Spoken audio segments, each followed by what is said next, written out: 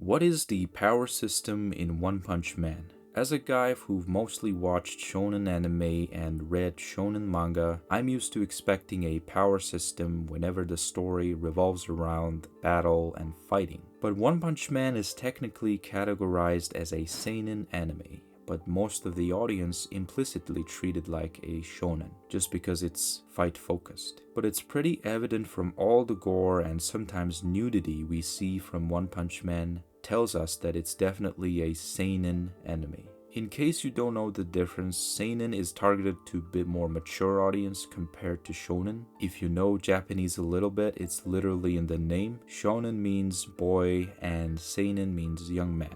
Shonen anime is originally for teens in the ages of 13 to 17, and seinen is for ages of 18 to 25. You shouldn't really expect things you'd normally expect from shonen anime from a seinen anime. But One Punch Man is an exception. Despite all the differences from our typical shonen we know, and despite the fact that it's a seinen anime, it has a lot of shonen flavor. So it makes sense for us to expect some kind of power system or explanation of the powers. But interestingly, One Punch Man is a bit vague on this topic. Now before we dive in, let's get our terms straight. What is a power system? And I noticed there aren't much resource on this topic other than some Quora or Reddit threads, so let's talk about this a little bit. Each fictional world has its own physical law. The author doesn't need to reflect real-life physical law, especially for fight-focused story. So to make things spicy, he or she can be creative and make anything possible. But even with this creative freedom, the physical law you create still need to make sense to the audience. Otherwise, it would go all over the place and it wouldn't stick to the reader's mind. I think power system is best explained through an example. Suppose you're writing your own story where everyone has the ability to generate electricity from their body, and this ability is called ore. I'm just making it up. And that lays the foundation, and now you have to brainstorm how this power should work. First, you can come up with different types of electricity, kind of like chakra elements or nen types. Each type has some edge over the other, and each has different influence over matter. So depending on your type, things you can do range from controlling weather to conjuring a dragon with electricity or something like that. And then you can think through all the stages of mastery. Obviously, you don't want your characters to ass pull power-ups, get a sudden Nakama boost, or perform a heart of the cards kind of move. If possible, you would want to avoid that kind of thing. That messes up the balance. So you will have to carefully design how your character should level up and develop. Okay, this is what power system is in general. And obviously, this is a massive topic. I only scratched the main pillars of what constitute a power system. Now that we've got our terms straight, back to the question, what exactly is the power system in One Punch Man? One Punch Man is a bit unique in that sense. There seems to be no named power system like Bleach Spiritual Pressure, aka Ryatsu, and One Piece is interesting. We have Haki and Devil Fruit, sort of a dual power system. Jujutsu Kaisen has cursed energy and users are called sorcerers. Hunter x Hunter has, in my opinion, one of the best power system of all. The Nen, very detailed, systematic, and balanced, at the same time very extensible. Looking back, Full Metal Alchemist also had pretty good power system because of the concept of fair trade. The alchemy is essentially a scientific practice that people use for combat and for other purposes.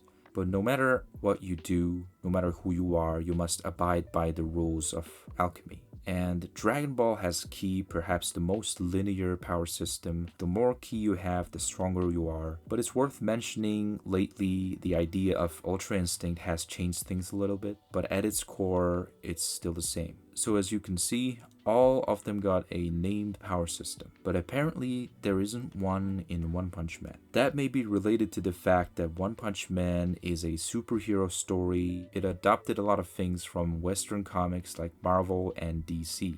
This could partially explain the absence of a power system because in DC and Marvel, there are like hundreds of different types of powers and it's impossible to have a centralized system. Not to mention, these comics have different touches from different authors. So this video is my attempt to try to make sense of how the powers and abilities work in One Punch Man and find out if there is a system that connects all of it. Okay, to simplify things, I'm gonna start by grouping all the fighters in One Punch Man into 3 categories: intelligence fighters, strength fighters, hacks, or special ability fighters. Keep in mind that I'm coming up with these categories just as a navigation to understand. Okay, let's start with the intelligence fighters. In this group, we have characters like Bofoy, aka Metal Knight, and Child Emperor. Characters who use their intelligence as a weapon.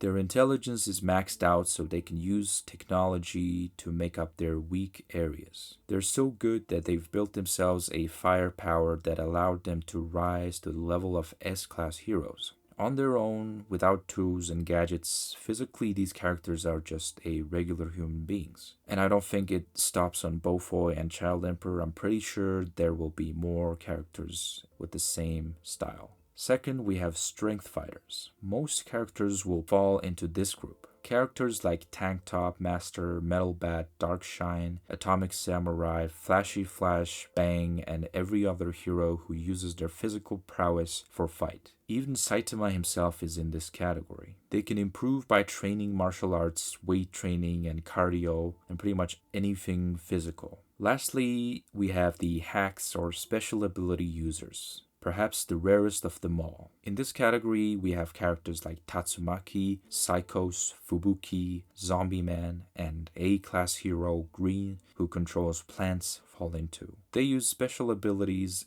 that either they were born with or attained as a byproduct of a science experiment. They have lots of room to grow compared to the other categories. And having these 3 categories, we can see how different One Punch Man verse is compared to the other animes. Each category doesn't have anything in common with each other. Like for example, in Hunter x Hunter, there are 6 types of Nen users, and as far as how they fight, it is different, but everyone's still using Nen. But One Punch Man characters doesn't seem to have that common source of power, but the author gave us a couple of clues that points to an existence of power system or at least a common source of power. So in this video, I'm going to examine these clues and try to make sense how the powers and abilities work in One Punch Man. Let's start by asking the question whether an energy or an equivalent of ki exists in One Punch Man. The difference between normal human and an S-class hero is huge. So is it all just biological phenomena? Are these S-class heroes just physically that stronger than regular human beings? That seems to be the case, at least on the surface. And most characters act like there isn't things like energy, ki, or some invisible common power source inside every living beings, including Saitama. But there were actually a couple of instances where energy was mentioned.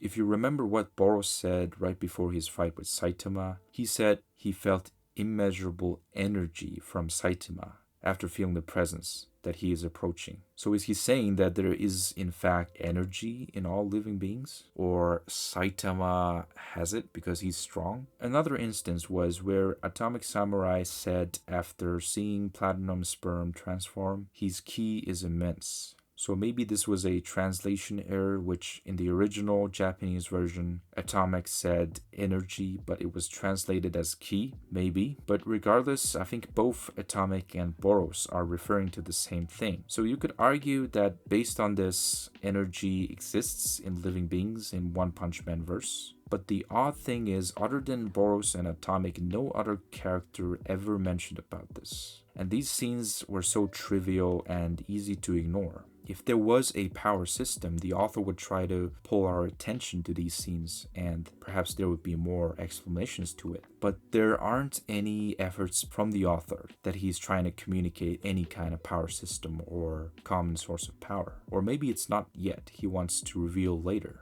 And if you think about Saitama, he was just a regular guy before, and then he trained until he got so strong that he is able to one-punch everyone he faces. He He's the strongest man on Earth and probably in the galaxy. But as far as he's concerned, what he gained seemed to be an immense pure physical power. So literally he got stronger physically. That's what he believes. But there has to be more to this in light of the possible existence of energy, because it can't be that intermediate physical routine that he did for 3 years. There's something more going on. My 2 cents is that when we truly understand how Saitama got strong, the true reason, not his routine, we'll know how the power system, or at least if there's a common power source, we will know what that is.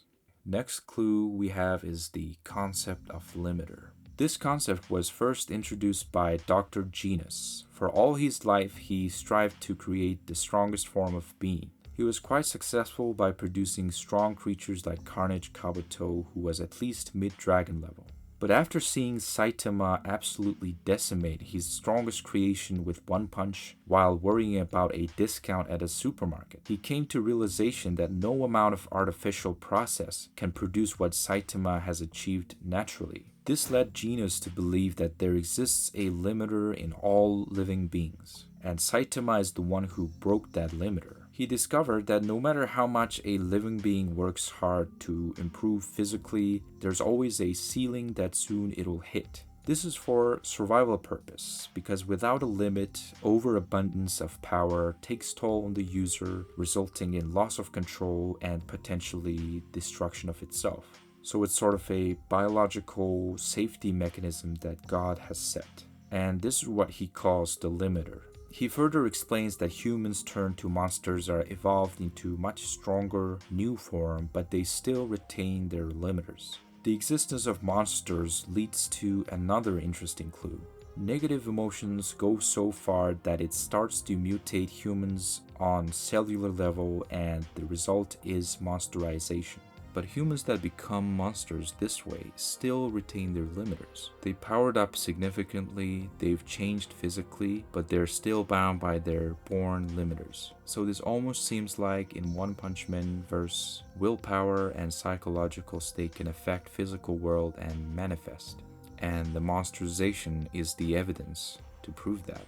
Take Ugly Fur as an example. He is a type of monster called Ugmon, short for ugly monsters. When a person have trouble fitting in society because of having an ugly face, he gets filled with strong emotions of hatred, and as a result becomes a monster. And the power level depends on how strong the hatred was. It's like manifestation of jealousy in physical form. It's worth mentioning that there are also non-human originated monsters, such as the sea folk. They were once some kind of fish or other sea creature, but due to the environmental damage over time, they formed strong grudge against humanity, and that in turn transformed them into monsters. Okay, back to emotions affecting reality. We have more cases. Disaster level demon, Showerhead, backstory unknown, but he is one of the cases of this manifestation that I've been talking about. He was probably obsessed with having showers so much that he became a showerhead himself. And we have Monster King Orochi, who was once a human, as explained by Gyoro, that she saw his potential and started training him herself. He was one of Psychos' successful attempts of monsterization of human. Orochi was not able to break his limiter, but he became pretty darn strong. But Psychos was still not satisfied. Psychos has reached to the same theory as Genus. She noticed that all living being has a limiter, but she didn't exactly use the same term, but basically talking about the same thing. Part of the reason why she started Monster Association was to find the next ultimate monster that she can create. Her method was to transform the subject through making them face death multiple times and dealing immense pain. This method seems to work, as we've seen from Phoenix Man. He gained huge power up after dying over and over again, although it was part of his ability, but still proves that it works. Garo also powered up after facing death multiple times as well. The reason why S-class heroes are so much stronger than other heroes or regular human is because they had this insane potential from the start, and they simply reached to the level they were supposed to reach through hard training. but they still haven't removed their limiters. I think Saitama is the only known character who broke the limiter. And the crazy thing about Saitama is that his power will keep growing. Next clue is the existence of God. As the manga progresses, we're starting to see more of this entity called God, but still so many unanswered questions. He doesn't seem to have a fixed physical form, as he appears differently from individual to individual. His first appearance was like a swirling wind taking a shape of human. Then we saw in Homeless Emperor's vision, the god looked more fleshed out and defiant than first time. Kinda looked like he could be one of the Titan shifters from Attack on Titan. But for Tatsumaki and Garo, God showed disguised as someone they admire or they're close to. For Tatsumaki, it disguised itself as Blast. For Garo, it was Bang. Psycho saw God as a planet. So it makes sense for us to think that it doesn't even have a fixed physical form. That's actually more fitting for a god, that it can show up in any form. It's not explicitly confirmed that the god is the single source of all power in One Punch Man verse, but he seems to be a significant factor in power of individuals. I believe understanding this god character will definitely help us to understand how power works in One Punch Man. The god occasionally chooses a vessel and gives some of his power. So far we've only seen 4 characters who got power from God: Homeless Emperor, Garo, Psychos, and Empty Void. When you're in desperate need of power, he shows up disguising as someone you're close to and then offers you power. If you accept it, you gain immense power. However, it's a gamble that whether God will let you get away with it for a long time. Because if he ever deems you unworthy due to the battle you lose, or if you start to have a self-doubt, things can go south, as we've seen from Homeless Emperor's case. He'll end you, or at the very least take all your power back. He seems to have a strong hatred towards humanity, as seen from Homeless Emperor's vision. When God granted him power, Homeless Emperor wasn't really in need for power, but he had strong feeling of hatred towards humanity, which resonated with God. This is interesting because in some ways it leads back to the conversation about state of mind affecting physical world.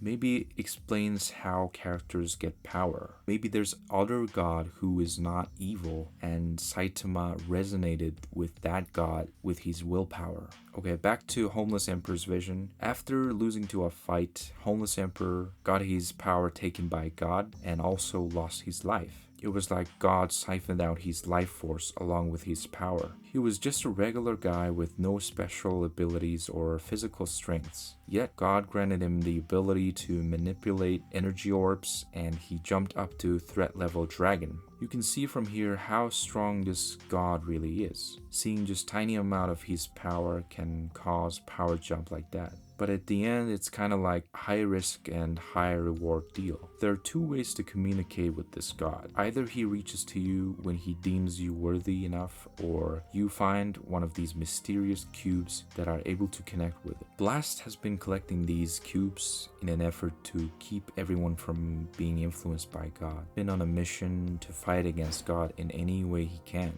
I think from what we've seen so far, God's goal is to find a vessel so he can break free from the dimension that he lives in and possibly invade Earth. And as for where he exists, some people are coming up with the theory that God lives inside Moon, after seeing what looked like a spine visible from the cracks on the moon on this manga panel. And when God took Homeless Emperor's power, he appeared on top of the moon, which to me looked more like he came out of the moon. But I think Moon is just one of the gateways to the living world, because God also showed up underground when Saitama, Flashy, and Manako, the one-eyed monster, stumbled into one of these cubes. We saw a glimpse of God sitting in Dark Dimension.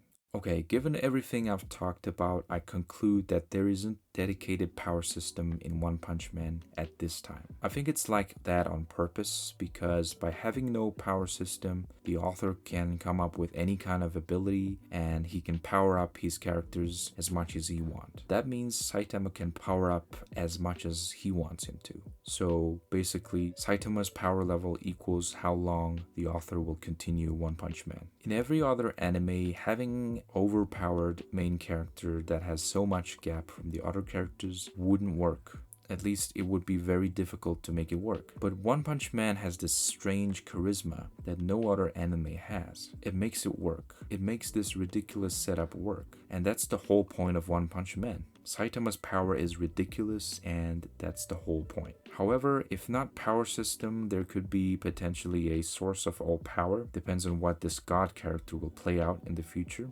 If by the time you watch this video, One Punch Man has a power system and it's revealed, then I'll be happy to throw another part 2 video on this subject. And that's all I got for this video. Thank you for watching. See you on the next video.